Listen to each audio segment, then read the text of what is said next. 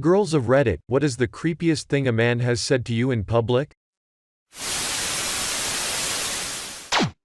Oh no, when I was 13, a guy grabbed me by the wrist and he said, "Hey sexy, wanna come with me so I can show you something? I love bad girls like you." I was so stupid that I was still worried about being rude and apologized to him for saying no, but when he tried to fully grab my arm I just ran. It reminds me so much of Alice. When she gets to Wonderland, she keeps meeting random guys telling fucked up things and she's just like, oh my, I hope I'm not being rude to that talking egg. Look up Dobson, the author, aka Lewis Carroll. He had a collection of 3,000 to 4,000 photographs he took of naked prepubescent girls. The most of them were destroyed when he died. But you can still see a few mothers did think it was weird, but he was famous and respectable. And whole lot of people let him take naked pictures of their little girls. Probably best you don't see them actually. This is a controversial speculation and not a known fact. Consider. Several other writers and scholars have challenged the evidential basis for Cohen's and others' views about Dodgson's sexual interests. Hugh Bailey has endeavored to set Dodgson's child photography within the Victorian child cult, which perceived child nudity as essentially an expression of innocence. 83. Bailey claims that studies of child nudes were mainstream and fashionable in Dodgson's time, and that most photographers made them as a matter of course, including Oscar Gustav Relander and Julia Margaret Cameron. Bailey continues that child nudes even appeared on Victorian Christmas cards, implying a very different social and aesthetic assessment of such material. Bailey concludes that it has been an error of Dodgson's biographers to view his child photography with 20th or 21st century eyes, and to have presented it as some form of personal idiosyncrasy, when it was a response to a prevalent aesthetic and philosophical movement of the time. Caroline Leach's reappraisal of Dodgson focused in particular on his controversial sexuality. She argues that the allegations of pedophilia rose initially from a misunderstanding of Victorian morals, as well as the mistaken idea, fostered by Dodgson's various biographers, that he had no interest in adult women. She termed the traditional image of Dodgson the Carroll myth. She drew attention to the large amounts of evidence in his diaries and letters that he was also keenly interested in adult women, married and single, and enjoyed several relationships with them that would have been considered scandalous by the social standards of his time. She also pointed to the fact that many of those whom he described as child friends were girls in their late teens and even 20s. 84. She argues that suggestions of pedophilia emerged only many years after his death, when his well-meaning family had suppressed all evidence of his relationships with women in an effort to preserve his reputation, thus giving a false impression of a man interested only in little girls. Similarly, Leach points to a 1932 biography by Langford Reid as the source of the dubious claim that many of Carroll's female friendships ended when the girls reached the age of 14. 85. Was waiting for an Uber home from a theater in Boston after rehearsal one night. It was after 11 p.m. This black car that matches the make and model on the app rolls up, stops by the curb and rolls down the window. Guy inside asks if I'm waiting for Uber. I say yes and ask his name to see if it matches. He says, "I'm Uber, get in." At this point I'm creeped out, alone on a street corner close to midnight. I refuse and he says, "I'll give you $300 if you get in this car right now, we're going to a party." At that point I turned around and booked it back into the theater. Absolutely not getting kidnapped today, folks. Check your plates before you take ya Uvas. I'm a 45-yo guy and I always make sure I check the plates before getting in an Uber. That is scary AF. Where I live, you have to give your PIN number to the Uber driver before they can start the ride. I don't know if that's everywhere else.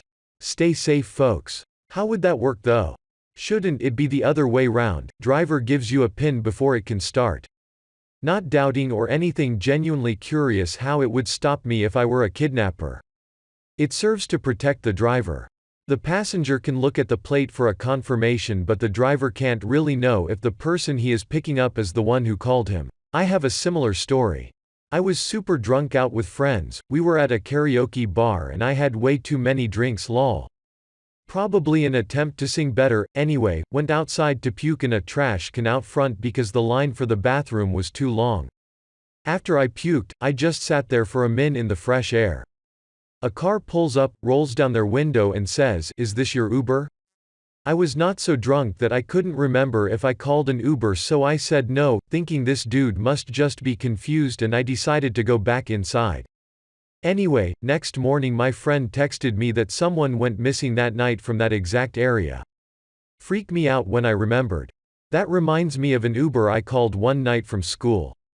Mine was at like 8-9 p.m. Dude pulled up, all good and shit, but as he starts driving forward he deadass tells me, "I'm actually about to run out of gasoline, mind if we stop by the gas station?"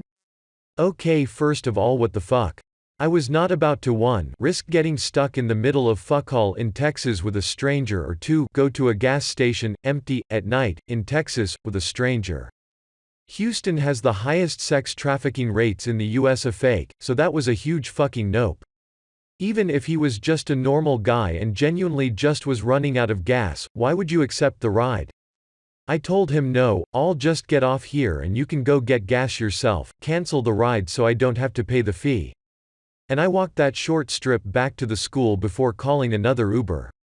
Edit. Okay, let me add some context here so people can understand better why I don't think this is an overreaction, please. I didn't yell at the guy.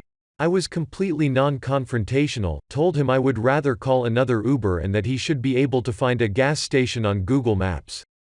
Got off. I don't have parents waiting at home to make sure I get home on time. Occasionally I don't see the relatives who I live with for days at a time. They would not notice if I went missing. I look like a 14-year-old girl. I probably fight like one too. Houston has the most active sex trafficking in the whole ass nation, and my district specifically has high sex trafficking rates. They gave us a presentation on this last year so we could be cautious. Y'all FR telling me I'm wrong to play it safe and just call another Uber? Uberman might be been an honest man, but I wasn't about to take that chance, dude. He could have gotten gas beforehand or just canceled the ride. A homeless guy once told me he wanted to throw me in a bathtub full of Jell-O and make love to me. Edit. I laughed really hard when this happened. Who knew I'd get so much mileage out of it 20 years later? Why ruin perfectly good Jell-O? Somehow, out of everything else said here, this seems almost fucking romantic. No urge to rape, no inherently violent intentions, just a dude wanting to have sex in a bathtub full of Jell-O. I'm not saying it isn't creepy. It's creepy. Edit, because apparently this is necessary. Why the fuck are the incels coming at me about this if he was attractive, rich bullshit? Stop that. Fucking enough. It doesn't matter if it's a toothless hobo or a pretty rich boy, don't say stupid shit. Y'all are fucking ridiculous. It's the only one that doesn't make me want to flee Earth. You don't get a view like that every day. I was 10, and bending down to get something off a lower shelf at the grocery store. I was wearing a new lower cut shirt but forgot to wear my training bra that day. The guy was mid-40s probably. His wife was with him, she looked like she was about to cry. I never wore that shirt again. Edit. Wow, this blew up while I was away.